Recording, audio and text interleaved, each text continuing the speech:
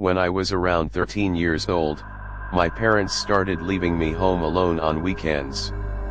Not all weekends, just occasionally, when they had to visit relatives or attend events out of town. That particular weekend, they were heading to visit my grandmother after a minor surgery. It wasn't urgent, but they wanted to spend time with her. I stayed behind because I had a science project due on Monday, and they figured I was mature enough to handle 2 nights by myself. We lived in a peaceful cul-de-sac, the kind with neatly trimmed lawns, picket fences, and neighbors who waved at you even if they didn't know your name. Most of the families had lived there for years, and it wasn't the sort of place where people worried about locking their doors during the day. I'd grown up there, so I didn't feel scared about being alone. Honestly, I was kind of excited. I had the house to myself, full access to the fridge, and no one to tell me when to stop playing video games or go to bed. Before they left Friday afternoon, my mom filled the fridge and freezer, wrote down emergency numbers, and handed me $30 in cash for dinner both nights. She also reminded me to lock the doors, turn on the porch light at night, and not to answer the door for anyone I didn't know. I nodded along to everything. I wasn't scared, just ready for a weekend of junk food, movies, and finally finishing a tough level in a game I'd been stuck on. Friday night went exactly how I imagined. I ordered Chinese food, watched 2 horror movies back to back, and stayed up playing games until almost 2 a.m. I was feeling pretty proud of myself, like I'd passed some unofficial test of independence. Saturday was quiet. I only left the house once to bring the trash to the curb. I remember noticing how still the neighborhood was, like eerily still. No wind, no dogs barking, not even the usual hum of distant traffic. Just silence. I chalked it up to a slow day and went back inside. Most of the afternoon I spent lounging around in pajama pants, eating leftover fried rice, and playing video games. Around 7 p.m. I decided to order pizza. Our usual place had stopped delivering recently, so I tried a new place a few blocks away. The guy who delivered it was in his 20s, thin, with wide eyes like he hadn't slept. He didn't say much, just handed me the box and gave a brief nod when I thanked him.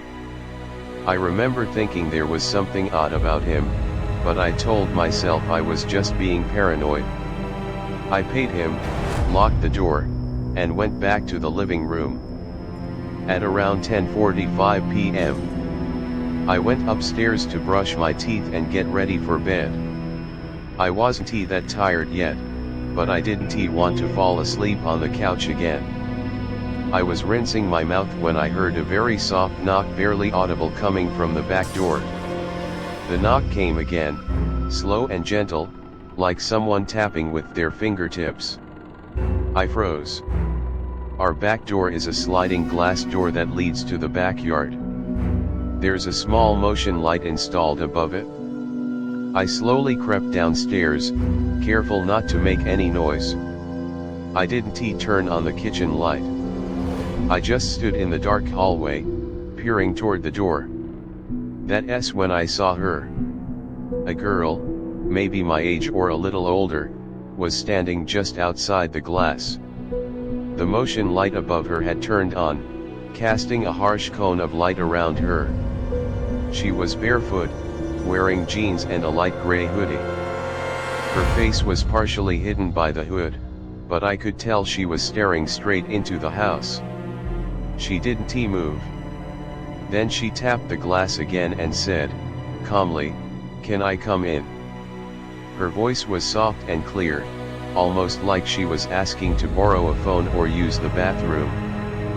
But something felt very wrong. I stood frozen, heart racing. I finally whispered, "Who are you?" and she just stood there, not answering. Then she tilted her head slightly, like she was confused I hadn't opened the door yet. "I need to come in," she said again. I took one step back, then another. I realized her hands were behind her back the whole time. She never moved them, not even a little. I turned and walked quickly to the stairs, climbed them two at a time, and locked myself in my bedroom. I grabbed my phone and called my mom. She answered on the second ring, probably assuming I just wanted to check in. But when I told her there was someone at the back door asking to come in, her voice changed immediately. She went from calm to sharp in an instant. She asked where I was, if the door was locked, if I had spoken to the person. I told her yes, I had answered, and described the girl. My mom went quiet for a second and then said she was calling the police from another phone. She told me not to move, not to speak, just stay in my room and keep the lights off. While I was on the phone with her, I tiptoed to the window. From there, I could see the backyard and the girl was still there. But now she wasn't looking into the house. She was looking at the back gate. Watching it. Like she was waiting. That's when I realized she wasn't alone. I whispered that into the phone. My mom started shouting at the 911 operator on the other line. And then total darkness. The motion light went out. And I couldn't see her anymore. I backed away from the window. For the next 5 minutes, there was silence. Then I heard the unmistakable creak of the back door sliding. Someone was inside the house. I stopped breathing. I hid inside the closet, closing the slat slowly, phone still pressed to my ear. My mom was still on the line. I didn't say a word, just kept listening. I heard footsteps barefoot, slow, soft moving across the tile downstairs. They paused. Then came the stairs. One step. Then another. Whoever it was didn't speak. Didn't rush. Just crept upward like they had all the time in the world. They didn't try my bedroom door. I heard them go into my brother's old room across the hall. A drawer opened. Something fell. Then silence.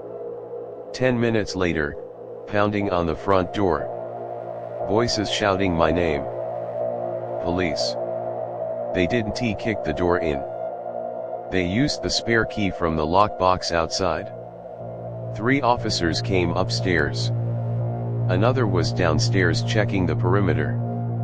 They said the back door had been slit open. And one of the windows in the den had been pushed upward from the outside. They didn't find the girl. Or anyone else. But here's what still bothers me, the police couldn't find any footprints in the grass. None. It had rained earlier that day, so there should have been mud or impressions. But the grass looked untouched. We never found out who she was. Or how she got in. My parents still live in that house. So do I. But I've never used that back door again. Not once. We moved into that house the summer after my sophomore year of high school. It was tucked away on the edge of a quiet lake in northern Wisconsin, surrounded by dense forest and long gravel roads that wound between the trees. The nearest neighbor was nearly a mile away, and the closest town was about an hour's drive. My mom had inherited the property from her great-uncle, a man we'd only ever heard mentioned once or twice in passing. She'd never been close to him, but when the house passed to her after his death, she saw it as a sign her chance to get out of the city. The house itself was beautiful in a strange, old-fashioned way. 3 stories tall if you counted the attic, with a steep roof, big wooden beams, and wide, creaky floors. The stone steps leading up to the front door were worn smooth with age, and the back of the house faced the lake with a dock that stretched out into the water. Everything about it felt slightly off, but still charming. My parents were thrilled. I didn't mind the move. I liked the quiet, even if it was a bit isolating. I spent my first few weeks kayaking, exploring the woods, and watching old DVDs on the little TV in my room. There was no signal, and the Wi-Fi barely reached past the living room, but I didn't really care. The solitude felt like a break from everything. Then, about 3 weeks in, I noticed something strange. It was late, maybe around 11. I was in the upstairs bathroom brushing my teeth when I noticed a soft glow behind me in the mirror. At first I thought it was a reflection from my nightlight, but the angle didn't make sense. I stepped into the hallway and looked up the narrow stairwell that led to the attic. The light was on. A pale yellow glow leaked out from the crack under the attic door. I stood there for a long time, just staring at it. There was no switch for the attic on the main panel. And as far as I knew, no one had been up there since we moved in. My dad had opened the door once to check it out, but came back down saying it was just full of old furniture, dust, and cobwebs. No light bulbs. No lamps. Nothing wired. I called for him. He came up, saw the glow, and frowned. He went back down to get a flashlight, opened the door, and climbed into the attic. By the time he opened it, the light had vanished. He looked around for a good 10 minutes and found nothing, just old trunks and boxes. No working fixtures. We chalked it up to some weird reflection or maybe even my imagination. But then it happened again. A few nights later, I was home alone. My parents had gone out to dinner with a couple from town, and I stayed back, claiming I had too much homework. I was watching a movie in my room when I saw that glow again. Same spot. Same pale yellow light under the attic door. This time I didn't even get up. I just turned off my TV, locked my door, and sat on my bed. I don't know why, but I felt uneasy, like something was aware of me. Watching. Listening. I told my dad again, and this time he brought out his old trail cam. He mounted it on the hallway wall facing the attic door and said we'd check the footage in the morning. When we did, there was nothing. Just an empty hallway all night. Still, the light kept coming back. Always when I was alone. Sometimes just for a few minutes. Other times for over an hour. I stopped trying to explain it. My mom thought I was just bored. My dad wasn't sure what to make of it. Then, one night, things escalated. It was around 2 a.m. I woke up to a creaking sound directly above my bed. Slow, deliberate, spaced out footsteps. Like someone pacing. I held my breath and stared at the ceiling. The sound continued for maybe 5 minutes before stopping. The next day I went up with my dad to check, but there was nothing out of place. No footprints in the dust. No signs of movement. Still, I knew what I heard. I started sleeping with headphones in after that. But it didn't stop. Sometimes I'd hear whispers, soft and unintelligible, like someone was talking to themselves up there. A few nights, the hallway light would flicker even though the bulbs were brand new. And always, the glow would return. That pale yellow light, like something was alive in the attic, waiting. Eventually, my dad had enough. One afternoon while I was at school, he nailed the attic door shut. 3 thick boards straight across it. He told me not to worry anymore. Whatever it wasn't going to bother us again. And it didn't. Not really. The light never came back. The footsteps stopped. The whispers faded. But sometimes, When I'm lying in bed on a quiet night, the wood of the house creaks in a certain way. Long drawn out. Like weight shifting above me. And I remember. There's still a window in that attic. Facing the lake. Too high for anyone to see into from the outside. Sometimes, just before dawn, I swear I can see the faintest flicker of yellow light reflecting on the water. This happened in October of 2023, during fall break. I was in my third year of college, and 7 of us old high school friends decided to rent a log cabin in the Smoky Mountains of Tennessee. The idea was to escape midterms, shitty dorm food, and the constant buzz of campus. We wanted bonfires, cheap beer, and maybe a few hours of hiking before passing out on Saga couches. There were 5 guys: me, Jake, Mike, Dez, and Sean, and 2 girls, Lila and Emma. We'd been a crew since sophomore year, the kind of friends who'd seen each other through bad haircuts and even worse relationships. The cabin we found online looked like a postcard: 2 stories, a stone fireplace, and a porch swing overlooking a misty valley. The price was suspiciously low, but the owner, a gruff man named Earl, said it was off-season discount. When we called to confirm, he kept repeating, "Just mind the back trail. Don't go past the old apple orchard. Folks around here don't take kindly to trespassers." We laughed it off, mimicking his drawl and joking about hillbilly boogeymen. Earl didn't laugh. His voice went flat, and joking, "Kids. Some things up there and meant to be found." The drive took 6 hours.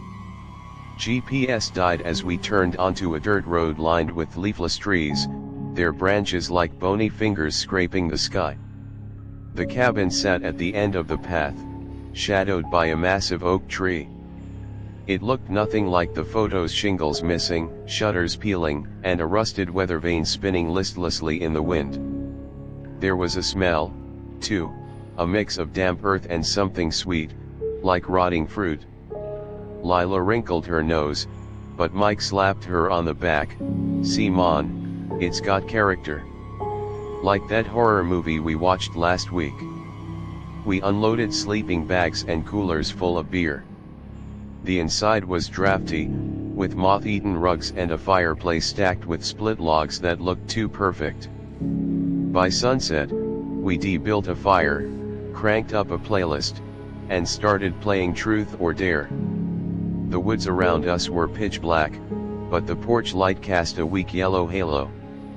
I noticed something strange: no crickets, no owls, just a heavy silence that felt like a blanket smothering the world. Sean said it was peace and quiet, but I kept catching movement at the edge of the light. "Just shadows," I told myself. Around 1 a.m. I crashed on the couch in the living room. Lila and Emma took the upstairs bedroom, and the guys spread out in the downstairs bunk room. I woke at 3:45 to a tapping sound. Soft, rhythmic, like someone flicking a fingernail against glass. I thought it was the wind, but the windows were shut. Then it came again: tap tap tap. I sat up, heart pounding. The sound was coming from the front door. I inched toward the window beside the door. Through the glass, I saw a figure standing on the porch. It was a woman, maybe in her 20s, wearing a tattered white dress.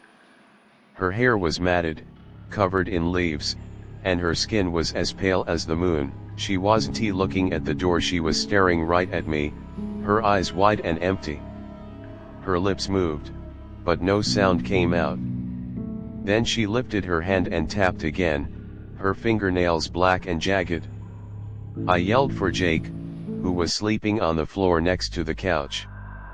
"Dude, wake up!" He jolted awake, and I pointed to the door. The woman was gone. We threw on jackets and burst outside, but the porch was empty. The only thing there was a single apple, rotten and squishy, placed right in front of the doormat. We told the others in the morning. Emma thought it was a prank, but Lila was shaking. Des tried to rationalize it, probably a lost hiker. Maybe she was asking for help. But I saw the look in Jake's eyes, he'd seen her too. We found footprints in the dew, small, barefoot, leading from the woods to the porch and back again. They weirder like the person had walked on tiptoe, toes splayed wide. We should have left then, but we were stubborn. It's just some weirdo, Sean said, cracking another beer. That night, we kept all the lights on and barricaded the door with a dining table. Around 2 a.m., I heard a noise in the kitchen. Clinking, like someone rummaging through cabinets. I grabbed a fireplace poker and tiptoed down the hall. The kitchen was empty, but the fridge door was open. Inside, the food we'd brought, sandwiches, cheese, even the beer was gone. In their place, there were 3 apples, each one rotten and oozing brown juice. And on the counter, written in what looked like mud, was a symbol, a circle with a cross through it, like an upside-down target. That's when we heard the singing. It was faint, coming from outside, a woman's voice humming a tuneless melody. The hair on the back of my neck stood up. Lila started crying. "Let us go," she whispered. "Please, let us just go." We didn't bother packing. We grabbed keys and phones and piled into the car. As we pulled away, I looked back at the cabin. The woman was standing on the porch again, but this time she wasn't alone. There were 2 more figures beside her, shadowy and indistinct, all 3 staring at our tail lights. The singing grew louder, a creepy, lilting chorus that followed us until we hit the main road. We called the sheriff from a gas station an hour later. The deputy who answered sounded tired. "Yeah, we get calls from that cabin now and then," he said. "Folks see things. Hear things. Old timers say the orchard's haunted, but it's just kids messing around." When we described the woman and the symbol, he went quiet for a second. "Earl, know you saw that?" he asked. We told him we hadn't talked to Earl since booking. He sighed. "Best to leave it be, kids. That land's got a lot of history. We never got our deposit back." The listing was taken down the next day, and Earl's number went straight to voicemail. We tried to laugh about it later, remember that spooky cabin trip, but the jokes fell flat. Lila had nightmares for months. Jake stopped going into the woods alone. And me, sometimes, when I'm driving at night and pass a stretch of dark trees, I think I see a white dress fluttering in the shadows.